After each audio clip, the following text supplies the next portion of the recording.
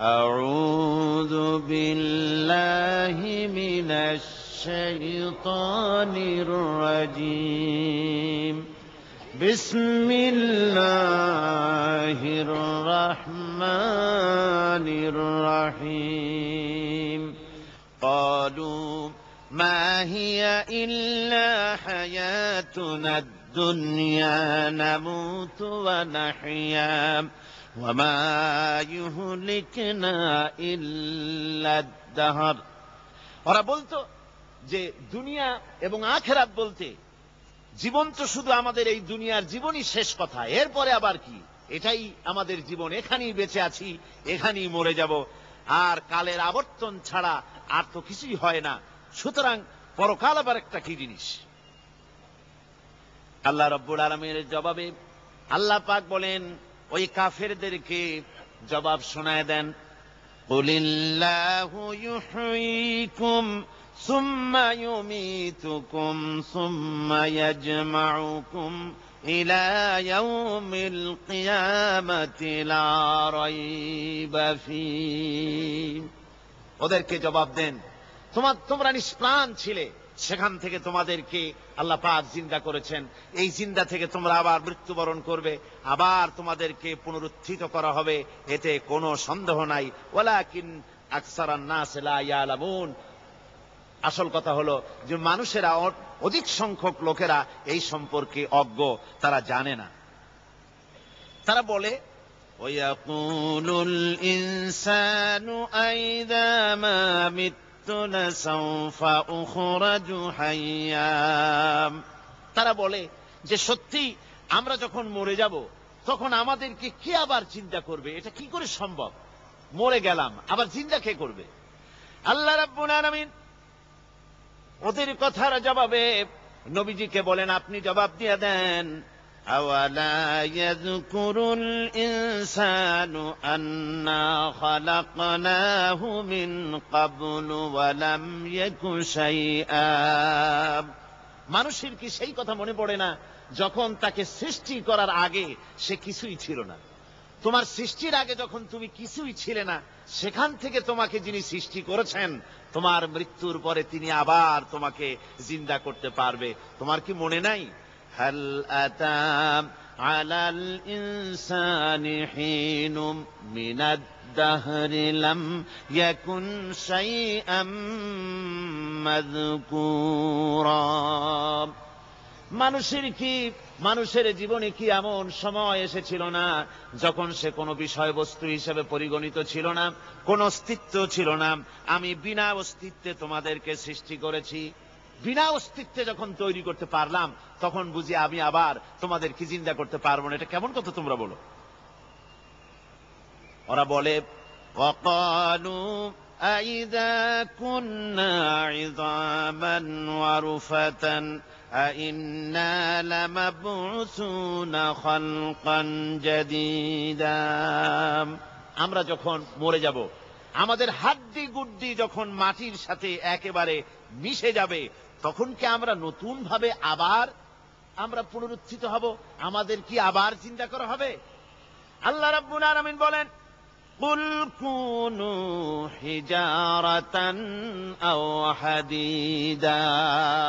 ও নবী শুনিয়ে দেন, তোমরা যদি মরে গিয়া মাটির সাথে মিশে গিয়া যদি পাথরও হয়ে যাও, আর যদি তোমরা লোহাও হয়ে যাও, তারপরেও আল্লাহ রব্বুল আলামিন তোমাদেরকে জিন্দা করবেন, আবার তোমাদের উঠাবেন। ওরা বলে যে আচ্ছা বুঝলাম, কে উঠাবে আমাদের, কেমনে উঠাবে? আল্লাহ পাক বলেন, ফাসায়াকুলুনা মান ইউঈদুনা। ওরা বলে আমাদেরকে কে উঠাবে, আমাদেরকে কে জিন্দা করবে? আল্লাহ পাক জবাবে বলেন, কুলিল্লাযী ফাতারাকুম আউওয়ালা মাররা। যিনি তোমাদেরকে প্রথম সৃষ্টি করেছেন তিনি আবার তোমাদেরকে জিন্দা করবেন। আল্লাহ পাক সুন্দর করে বুঝাচ্ছেন। এই সব কথা শোনার পরে ফাসায়ুনগিদুনা ইলাইকা রুউসাহুম ওয়া ইয়াকুলুনা মাতা হুয়া। এসব কথা শোনার পরে আল্লাহ বলেন, ওই কাফেরেরা মাথা ঝুলায় ঝুলায় বলে, আচ্ছা তা বুঝলাম, আল্লাহ বলেন ওরা মাথা ঝুলায় আর বলে আচ্ছা বুঝলাম, তবে সেই কিয়ামত মাথা হুয়া, কবে সেই কিয়ামত অনুষ্ঠিত হবে? আল্লাহ বলেন নবী শোনায় দাও, কুল আসা আন ইয়াকুনা করিবা, বেশি দেরি নাই, হতে পারে খুবই তাড়াতাড়ি।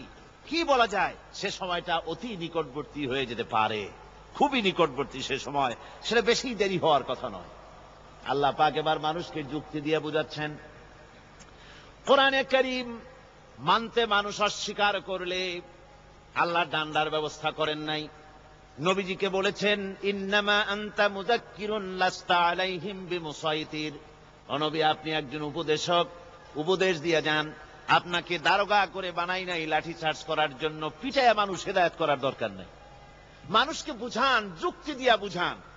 আল্লাহ নিজে যুক্তি দিচ্ছেন, আনতুম আশাদ্দু খালকান আমিস সামাউ বানাহা, ওই কাফেরেরা, তোমরা যারা পরকালকে অস্বীকার করো, তোমাদেরকে উঠাইতে পারবো না যারা তোমরা বলছো, তোমাদেরকে সৃষ্টি করা কঠিন না ওই বিশাল আকাশটাকে সৃষ্টি করা কঠিন? ওই বিশাল আকাশটাই তো আমি আল্লাহ সৃষ্টি করেছি, জোরে কোন সুবহানাল্লাহ। তো অত বড় আকাশটারে যিনি বানাইতে পারলেন, সে কথা বুঝি তোমাকে তৈরি করতে পারবে না?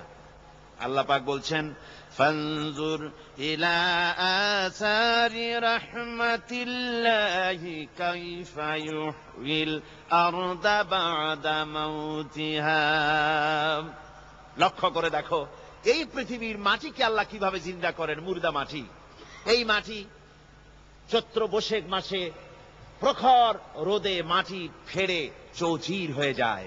এই ফেটে যাওয়া চৌচির মাটিতে আল্লাহ পাক বৃষ্টির পানি দিয়ে এই মাটিকে, এই মৃত্যু মাটিকে আল্লাহ পাক যেভাবে জিন্দা করেন, ইন্না যালিকা লামুহয়িল মাউতা ওয়া হুয়া আলা কুল্লি শাইইন কাদির, সে আল্লাহ পাক তোমরা মরলে পরে আবার এভাবে জিন্দা করতে পারবেন, জোরে কোন সুবহানাল্লাহ।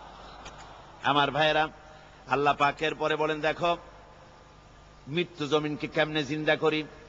আল্লাহুল্লাযী আরসালার রিয়াহা ফাতুসিরু সাহাবা ফাসুকনাহু ইলা বালাদিম মাইয়িতিন ফাআহইয়ানা বিহিল আরদা বা'দা মাউতিহা কাযালিকান নুশুর। আমি আল্লাহ রাব্বুল আলামিন ওই সমুদ্রের নোনা পানিগুলোকে, সমুদ্রের লবণাক্ত পানিগুলিকে বাষ্পীয় আকারে উত্থিত করে মেঘমালায় পরিণত করি, আর এরপরে বাতাসকে হুকুম করি, বাতাস এই মেঘটারে টেনে নিয়ে যাও মুখ জায়গায়। মেঘ চলে এলো, আল্লাহ রাব্বুল আলামিন বলেন মেঘ এবার বিন্দু বিন্দু করে বৃষ্টি বর্ষণ করে দে। আমার হুকুমে ওই পানিগুলি বৃষ্টি হয়ে বিন্দু বিন্দু হয়ে জমিনে পতিত হয়। আল্লাহ বলেন এভাবে করে বৃষ্টির পানি দিয়া মরা জমিনকে জিন্দা করে দিয়া নববধূ গর্ভধারণের যেমন প্রস্তুতি নেয়, বৃষ্টির পানি পায়া মরা জমিন তেমন ফসল ধারণের জন্য প্রস্তুতি নিয়ে নেয়। সুবহানাল্লাহি বিহামদিহি। এইটা যেভাবে আমি করি, কাযালিকান নুশুর, এইভাবে করে তোমাদের কি কিয়ামতের দিন আমি জিন্দা করতে পারবো? কেমনে অস্বীকার করো? কাইফা তাকফুরুনা বিল্লাহি ওয়া কুনতুম আমওয়াতান ফাহইয়াকুম সুম্মা ইউমীতুকুম সুম্মা ইলাইহি তুরজাউন। কি করে তুমি আমাকে, আমি আল্লাহকে অস্বীকার করো? কুনতুম আমওয়াতান, তুমি ছিলে নিষ্প্রাণ, ফাহইয়াকুম, এরপরে আমি তোমাকে জিন্দা করলাম, সুম্মা ইউমীতুকুম, এরপরে তোমাকে আমি মৃত্যু করব, সুম্মা ইউহয়ীকুম, এরপরে তোমাদেরকে আবার আমি জিন্দা করব, সুম্মা ইলাইহি তুরজাউন, এবার এরপরে তোমাদের সকলকেই আমার কাছে ফিরে আসতে হবে। দেখেন না, আমরা যখন মানুষকে কবরে রাখি, কবরে রাখা তারপরে উপরে মাটি দিয়ে কি বলেন আপনারা? মিনহা খালাকনাকুম, পড়েন মিনহা খালাকনাকুম ওয়া ফিহা নুঈদুকুম ওয়া মিনহা নুখরিজুকুম তারাতান উখরা। এ বান্দা, এই মাটি দিয়া তোরে তৈরি করা হয়েছিল, এ মাটির ভিতরে রেখে গেলাম, আবার এই মাটি থেকে আল্লাহ রাব্বুল আলামিন তোমারে জিন্দা করবেন। কিয়ামতের ময়দানে সকলকে উঠতে হবে সেখানে আল্লাহর দরবারে। আল্লাহ পাক বলছেন, বান্দা কেমনে অস্বীকার করো। ইন কুনতুম ফি রাইবিম মিনাল বা'স فإنا خلقناكم من تراب। পরকালকে যারা অস্বীকার করো, কিয়ামতে উঠতে হবে, এটাকে কিভাবে অস্বীকার করো? চিন্তা করে দেখো, তুমি নিষ্প্রাণ মাটি ছিলে, সেই মাটি দিয়েই আমি তোমাকে তৈরি করেছি। আবার আল্লাহ পাক মানুষকে আরো বুঝান, কিয়ামত আছে, পরকাল হবে, আল্লাহর দরবারে উঠতে হবে। আলাম ইয়াকুন নুতফাতাম মিন মানিয়্যিন ইউমনা।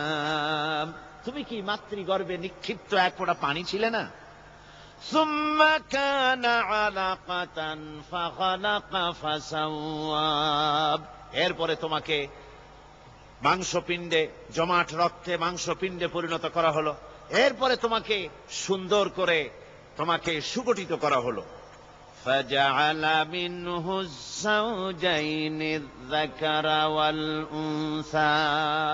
এরপরে মাতৃগর্ভের ভিতরে আমি এটাকে পুরুষ বানালাম, কন্যা সন্তান অথবা পুত্র সন্তানে পরিণত করলাম।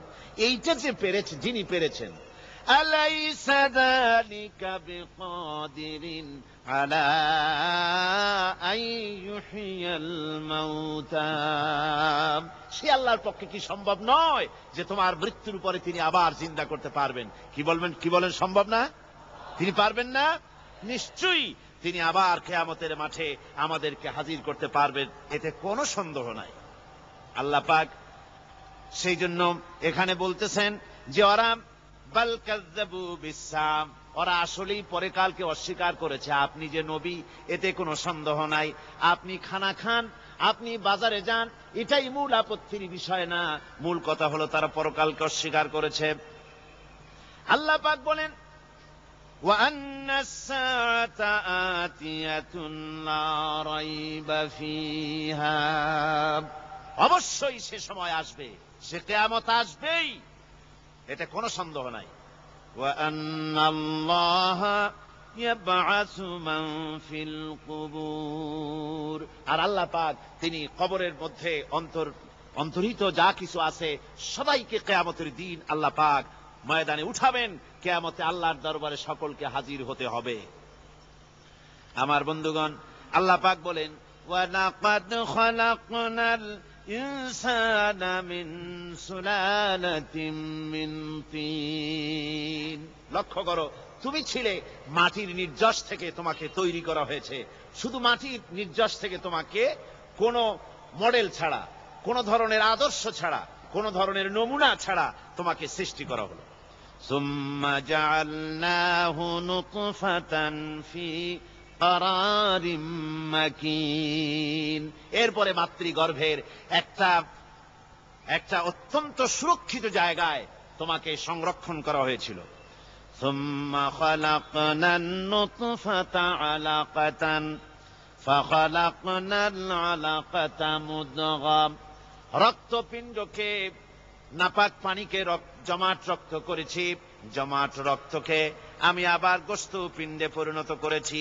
ফাকাসাউনাল ইযামা লাহমা। এরপরে সুন্দর করে চামড়া দিয়ে, গোশত দিয়ে একটা আকৃতি তোমাকে দান